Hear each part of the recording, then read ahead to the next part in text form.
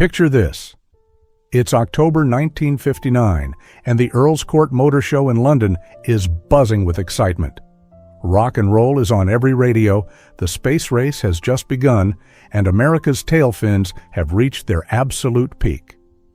Britain's automakers are still churning out conservative, boxy little cars that look like they belong in the 1940s.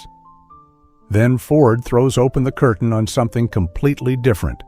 A small British car that looks like it drove straight out of Detroit. The crowd stops. Cameras flash. This is the Ford Anglia 105E, and it's about to change everything. At the same show, BMC unveils the revolutionary Mini. Over in another hall, Triumph shows off the Herald, but it's the Anglia that stops people in their tracks with its backward-slanting rear window and those unmistakable tail fins. Nobody in Britain had ever seen anything quite like it. This wasn't just another car, it was a statement, a gamble, and ultimately one of the most successful British cars of the entire 1960s. Today, most people know this car as the Flying Ford from Harry Potter. But that's just scratching the surface. The real story of the Anglia 105E is far more fascinating than any movie magic. From the American designer who brought Detroit styling to Britain, to world record-breaking endurance runs, to over 1 million sold, this weird little Ford has more surprises than you'd ever expect. So buckle up, because we're about to dive into 13 facts about the Ford Anglia 105E that'll change how you see this quirky classic forever. Fact 1. An American designer brought Detroit to Britain.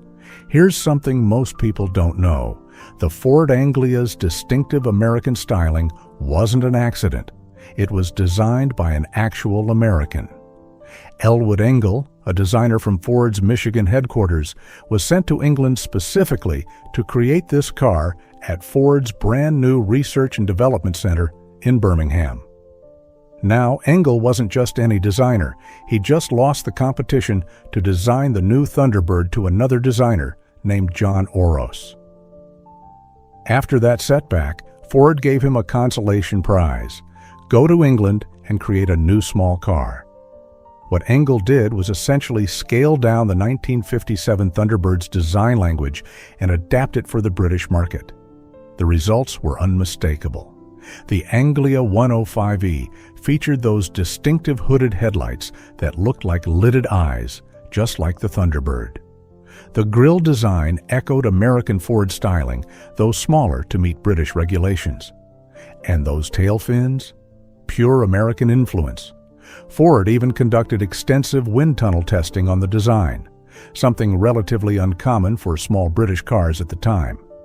After the Anglia, Engel went on to design the iconic open-top Lincoln Continental, cementing his reputation. But the 105E was his chance to prove that American design flair could work in a completely different market. And prove it he did. Fact 2. That backward window wasn't just for looks. The reverse-rake rear window is the Anglia's most famous styling feature, but it served a practical purpose beyond turning heads.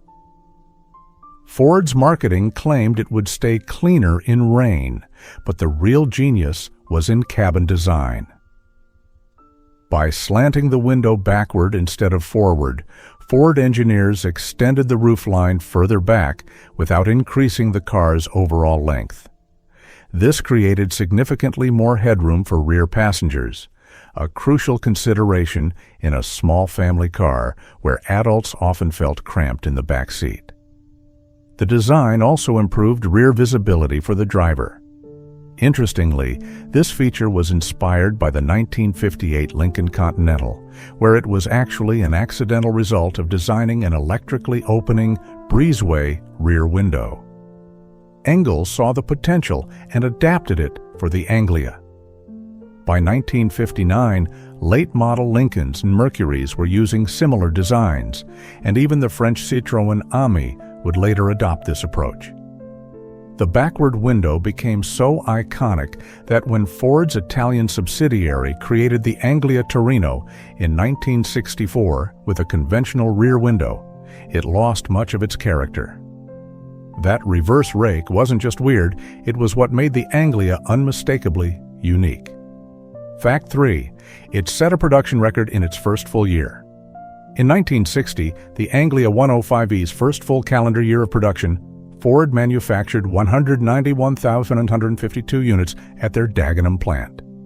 This wasn't just impressive, it shattered the previous production record for Ford of Britain entirely. The company had never built that many cars of a single model in 1 year. Think about what that means. This was a brand new design with controversial styling launched into a conservative British market. Yet it outsold everything Ford UK had ever produced. The British public voted with their wallets, and they wanted this weird American-looking car. The success continued beyond Britain too. The Anglia was assembled in multiple countries, including Belgium, Portugal, Australia, South Africa, and Rhodesia. By the time production finally ended, in November 1967, Ford had built over 1.8 million units when you count all variants, 104,737 of the 105E model and 79,223 of the more powerful 123E Super variant, plus over 205,000 van derivatives. To put this in perspective, the Anglia became one of the best-selling British cars of the entire decade. Only its successor, the Ford Escort, would eventually surpass its sales numbers. Not bad for a car that many industry observers initially dismissed as too radical. Fact 4. It introduced Ford's legendary Kent engine. Under that sloped hood sat something revolutionary, Ford's all-new Kent engine. This overhead valve, four-cylinder engine displaced 997 cubic centimeters and produced 39 brake horsepower at 5,000 RPM, a remarkably high rev limit for a small economy car in 1959.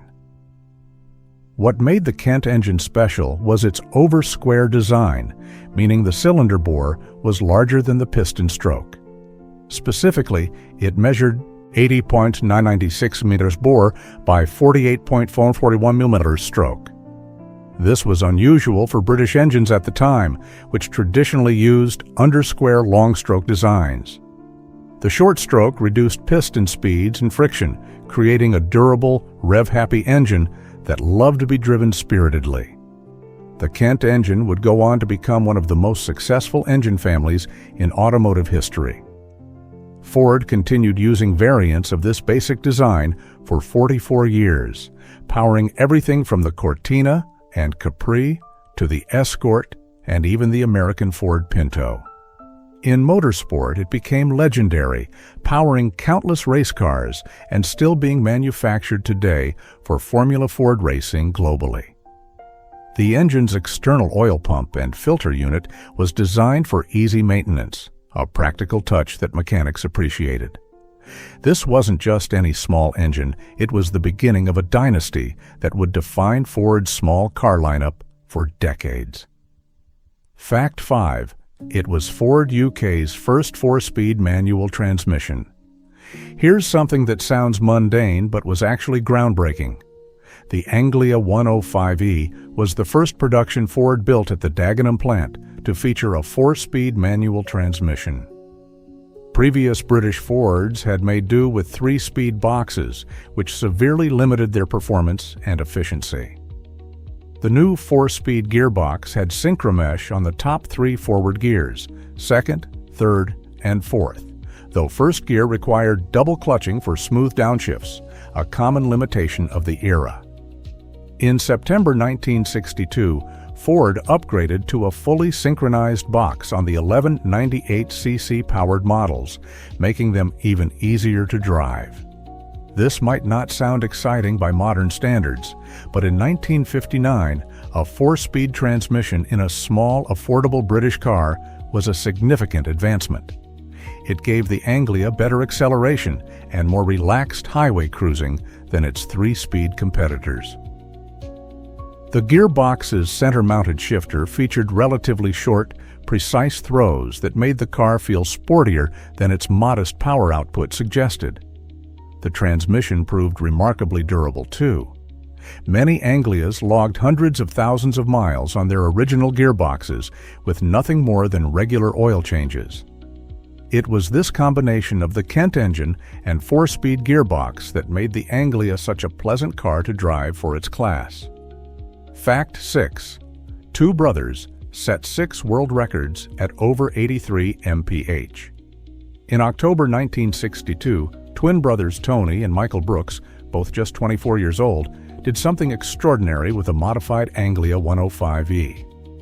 They took the car to the Montlhéry Autodrome near Paris and drove it continuously for 7 days and nights, averaging 83.47 miles per hour and capturing 6 International Class G world records. The records they set covered 4, 5, 6, and 7 days and nights of continuous running, as well as 15,000 and 20,000 kilometers. The car was fitted with Ford's $13 performance kit, remarkably affordable even then.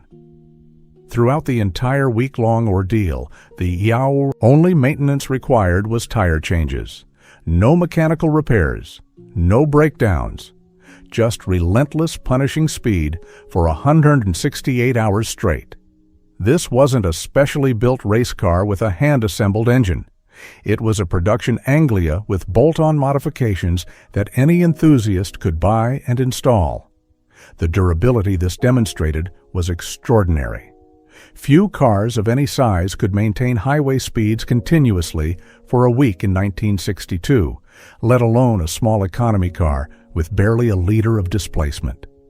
The Brooks brothers' achievement proved that the Anglia's Kent engine and overall design were fundamentally sound. This wasn't just a pretty face with American styling.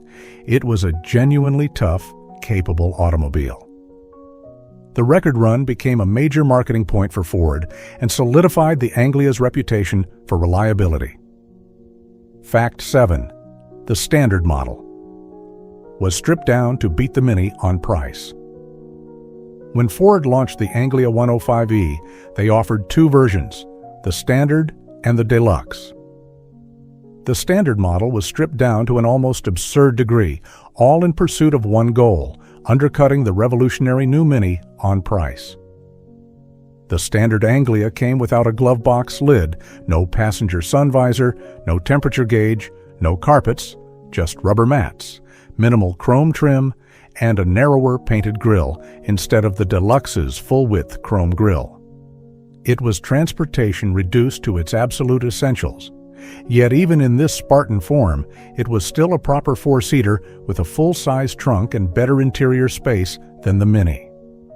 Ford's strategy worked. While BMC famously lost $5 on every Mini they sold due to incorrect pricing, Ford turned a profit of approximately $45 on each Anglia, even the basic standard model. This meant Ford could actually sustain production while BMC hemorrhaged money on their revolutionary design. The Deluxe model, by contrast, featured abundant exterior chrome work, including a full-width front grille, chrome side strips, chrome rear lamp units, opening rear quarter windows, optional 2-tone paint, and all the interior amenities the Standard lacked. Most buyers chose the Deluxe, but the Standard's existence was crucial for positioning the Anglia as an affordable people's car. Fact 8. It featured vacuum-powered windshield wipers that never stopped. Here's a quirky detail that Anglia owners remember vividly. The early models featured vacuum-powered windshield wipers carried over from previous Ford designs. These wipers were notoriously problematic, and they had one particularly maddening characteristic. Once you turned them on, they wouldn't stop until you shut off the engine. The vacuum wipers drew their power from engine vacuum, which meant their speed varied with engine load. Accelerate hard and the wipers would slow down or even stop. Coast or idle and they'd speed up frantically. It was annoying in normal use and genuinely dangerous in heavy rain if you needed to accelerate. Thankfully, Ford recognized this was unacceptable for a modern car and replaced the vacuum wipers with conventional electric ones, though this quirk remained on early production models. Some owners today actually carry blankets for passengers because the heater performance was similarly marginal on early cars. These quirks were part of the Anglia experience, remnants of an older era of automotive design that Ford was rapidly leaving behind. Later models addressed most of these issues, but those early Anglias with their temperamental wipers became legendary for their eccentricities. Fact 9. J.K. Rowling's best friend owned the real flying Anglia. Everyone knows the Anglia from Harry Potter and the Chamber of Secrets, but few realize the personal connection behind that choice. J.K. Rowling's best friend, Sean Harris, owned a turquoise and white Ford Anglia when they were teenagers, and that specific car became the inspiration for the Weasleys' flying Ford. In Rowling's own words, Sean was the first of her friends to learn to drive, and that turquoise and white car meant freedom and no more having to ask my father to give me lifts, which is the worst thing about living in the countryside when you are a teenager. She described zooming off into the darkness in Sean's car as containing some of the happiest memories of her teenage years. When it came time to choose what vehicle the Weasley family would enchant, there was never any question.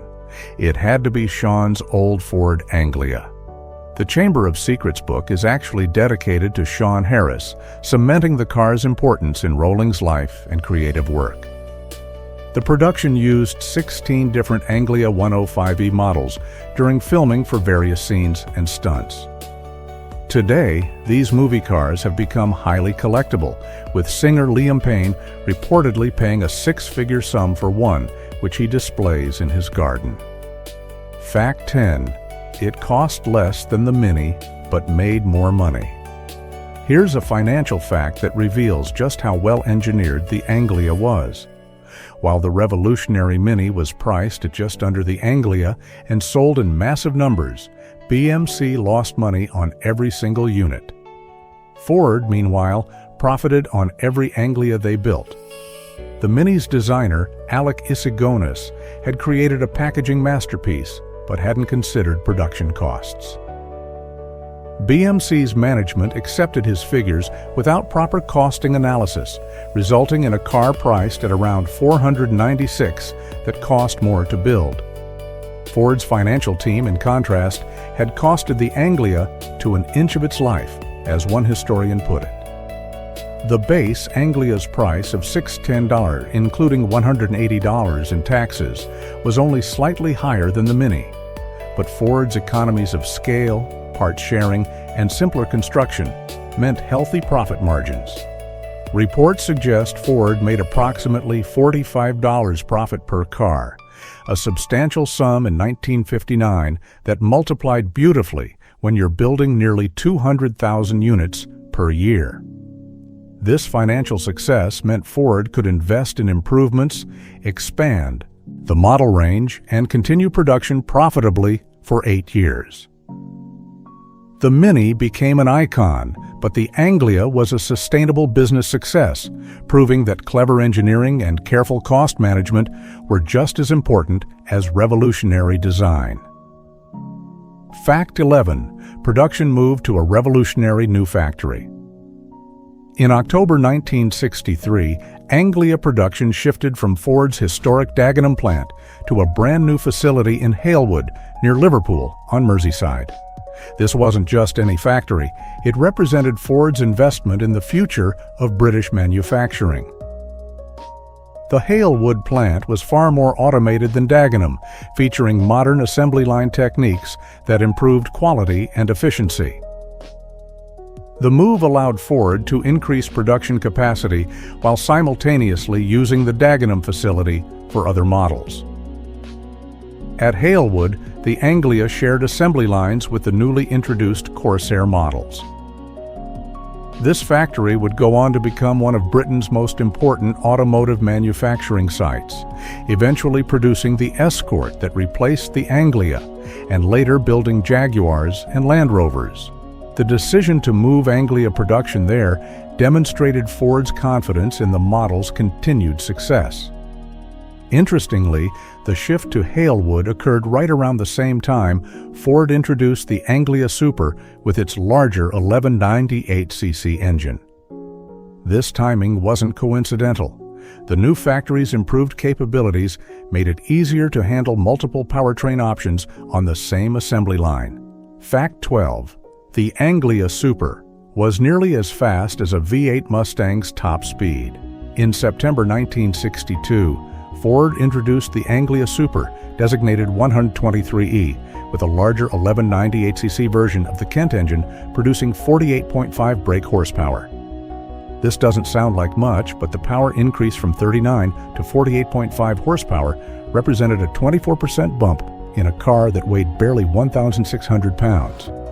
The Super's top speed climbed to just under 83 mph. Remember, the original 997cc Anglia topped out at 73.8 mph. The 0 to 60 time improved from a leisurely 26.9 seconds to around 20 seconds.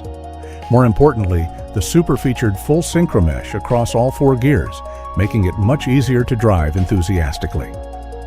The Super also got visual upgrades, including distinctive two-tone paint schemes with the roof and a side flash painted in a contrasting color, chrome trim upgrades, better seats with optional leather, full carpeting replacing rubber mats, an upgraded heater, screen washers, twin horns, and a cigarette lighter as standard equipment. The 1198cc engine option also became available on the standard deluxe model and the estate variant, giving buyers flexibility across the range.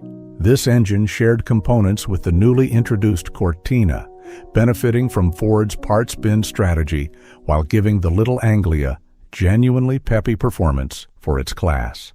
Fact 13. It continued production after its replacement was launched. Here's the final surprising fact. When Ford introduced the Escort Mk1 in January 1968 as the Anglia's replacement, dealers still had large stocks of Anglias to sell. Production had officially ended in November 1967, but registration records show numerous Anglias were registered throughout 1968, and a few rare examples were even registered in 1969. This overlap wasn't unusual for the era, but it demonstrated that dealers still believed they could sell Anglias alongside the more modern Escort. Some buyers preferred the Anglia's distinctive styling and proven track record over the new model. Others appreciated the likely discounts on remaining stock. In South Africa, the story was even more unusual. The Anglia's popularity peaked late there, with sales really taking off in 1966 when the Supermodel was introduced locally. The South African market kept producing Anglias longer than anywhere else, building them alongside Escorts from remaining stock until at least the end of 1968, possibly into 1969. By the time the dust settled, over 1.5 million Anglias of all generations had been produced since the name first appeared in 1939. The 105E and 123 models accounted for over 1.08 million of these. Not bad for a car that critics initially dismissed as too weird for the British market. The Ford Anglia 105E was a car that shouldn't have worked. It took American styling, tailfins, hooded headlights, that bizarre backward window, and dropped it into conservative 1950s Britain. It was weird, quirky, and unlike anything British buyers had seen from their domestic manufacturers. Yet it became one of the most successful British cars of the 1960s. Over 1 million sold, production records shattered, world endurance records set, and a legacy that lived on for decades through its Kent engine, which powered Fords well into the 21st century. The Anglia proved that British buyers were ready for something different, something with personality and flair. It showed that thoughtful engineering and careful cost management could create a profitable small car when rivals were losing money on every sale. And it demonstrated that a little American pizzazz could work wonderfully when adapted properly for a different market.